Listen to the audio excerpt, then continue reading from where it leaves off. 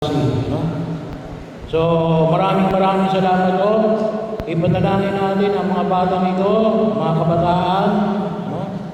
Na ito, na siya magiging bahagi ng ating pagkilos, na, no? Malaking kasama niya yung mga sakristan, may mga choir din tayo. May mga ibang lingkod din ng simbahan, no? Ng mga kabataan. Almighty Father, God of life and love, we thank you for the gift of our youth, the vibrant heart of our church and nation, especially as we celebrate this National Youth Day. Lord Jesus, we ask you for His Holy Spirit to fill us, give us courage to dream big and the determination to turn our dreams into reality, contributing to a brighter future for the Philippines.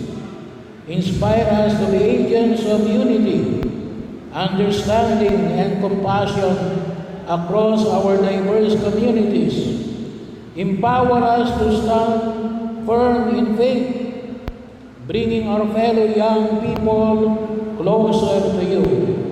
Help us to seek knowledge relentlessly and make informed, positive contribution to the world. Grant us the agility to face today's challenges, keeping our hearts focused on you. May we hasten to be good, to do good deeds, and support those in need, and build God's kingdom. Blessed Mother Mary, guide us to say yes to God's mysterious will, like you did, and to persevere in prayer and service. We pray for a meaningful vocations, for strong mentors, and for church that journeys with us, making us feel valued and hopeful. In Jesus' name we pray. Amen.